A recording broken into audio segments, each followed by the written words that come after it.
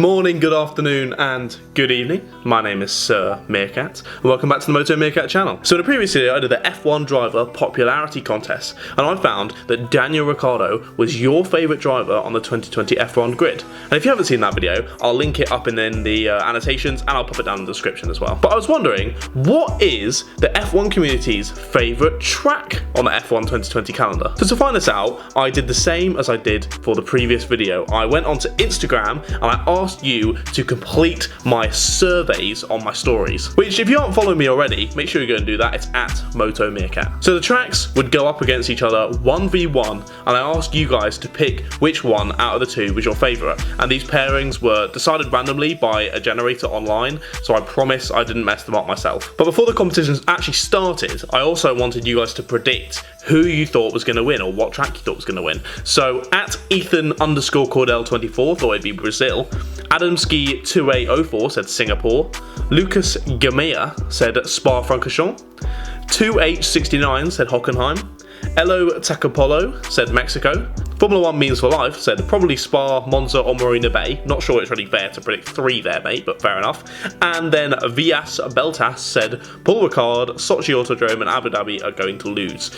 This is probably true. But without further ado, let's begin and find out what is your favourite track on the 2020 F1 calendar. So for round one, we start with all 22 tracks, and the first pairing was Spa versus Monza. Now some people got very angry with me that this was the first round of the first choice, and it was like their favourite two tracks, so I apologise about this, but Spa managed to beat out Monza with 66% to 34%. I think people love both tracks, but sadly in the random generator they got put together first, which was frustrating, but hey ho. Then secondly, we got Silverstone versus Suzuka, a very close one this, 53% to 47%, so a win for Silverstone there. I think possibly mainly because I've got British fans, so people do prefer Silverstone over other tracks, but Suzuka coming in hot as well with a solid score, just because the track's great, isn't it? That S section is really flowing and just lovely. Then we got Abu Dhabi versus China. Abu Dhabi just winning with 56 to 44. Two tracks that aren't liked on the F1 calendar, but I think Abu Dhabi just has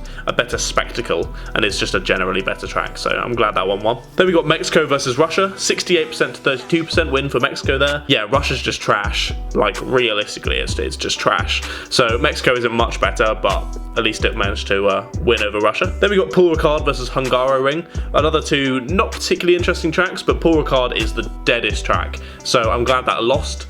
It got 36% to Hungaroring's 64%. Then we got Catalunya versus Canada. I thought this one would be closer, although I know people love Canada. It managed to win with 74% to 26%. So although it's loved by the community, I thought people liked Catalunya a little bit more than that, especially the fact it was the test track and we see it quite a bit, but only 26% for Catalunya. Then we got the Red Bull Ring versus Bahrain. 70% to the Red Bull Ring to only 30% to Bahrain. I quite like Bahrain actually. I think that would have been a closer battle. I still probably would have chosen Red Bull Ring myself, but Bahrain's pretty decent track and a decent win for Red Bull Ring there. Now we got one of the first new tracks on the calendar, so we got Brazil versus Zandvoort. Brazil managing to win 69% to 31%, maybe just because Zandvoort's quite unknown and we know that Brazil does produce some pretty decent races, especially in the wet.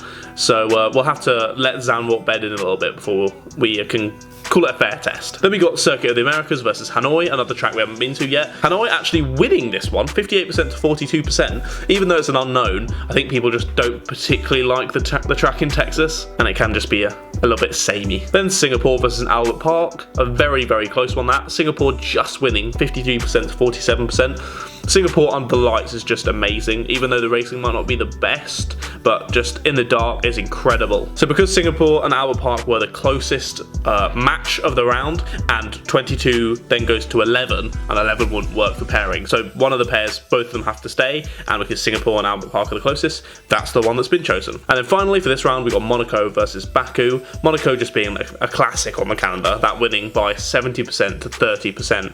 So although Baku has produced some good races in the past, well done Baku, but Monaco just pips it there. So the first round losers are Monza, China, Russia, Paul Ricard, Catalunya, Bahrain, Zandvoort, Kota, Albert Park and Baku. So we move on to round two.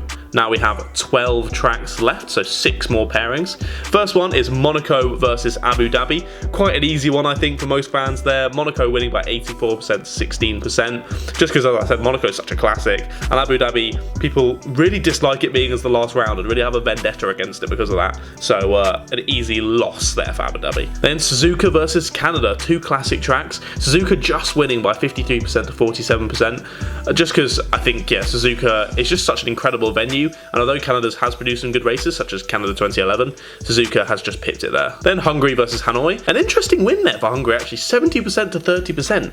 I wasn't sure, even though Hanoi is quite new, I didn't think it would win over it that easily. The races haven't been incredible at Hungary, but still a solid track. Then we got Silverstone versus Singapore, 77% to 23%. Again, British fans, although I think I'm not sure which one I would have voted for that one. I do really like Singapore, and I visited it myself, and it's super cool track. Then Red Bull Ring versus Spa, pretty easy that one, 67% to Spa, over 33% for Red Bull Ring.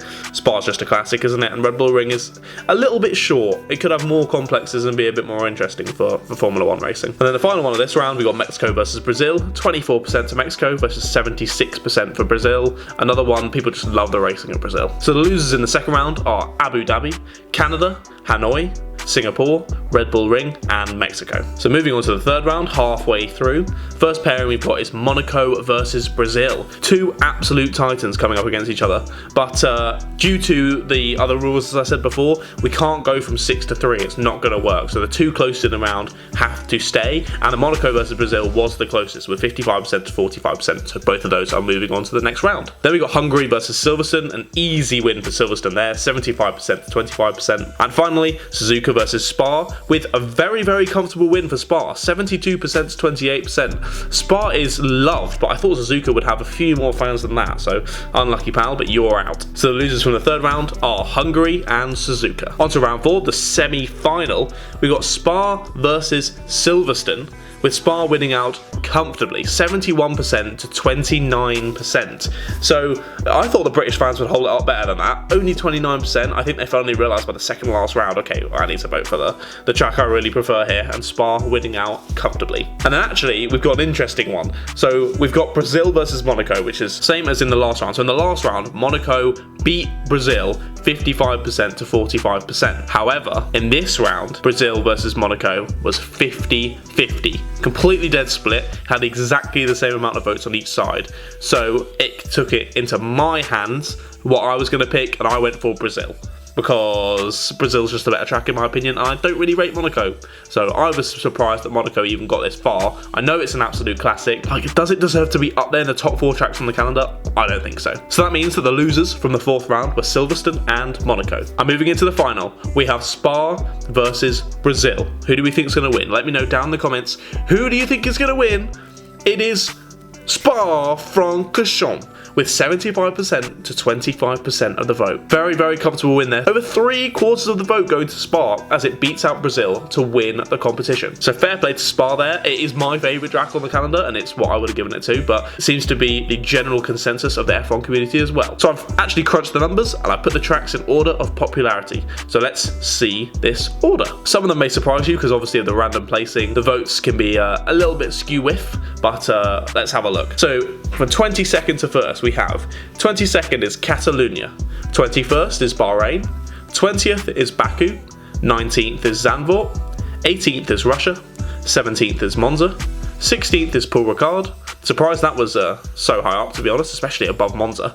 15th is Kota, 14th is China, 13th is Albert Park, 12th is Abu Dhabi, 11th is Singapore, 10th is Mexico, 9th is Hanoi, 8th is Red Bull Ring, 7th is Canada, 6th is Hungary, 5th is Suzuka, 4th is Silverstone, 3rd is Monaco, 2nd is Brazil, and 1st is Spa-Francorchamps. So an interesting list of tracks there, probably not in the same order as most people would put them, definitely not in the same order as I would.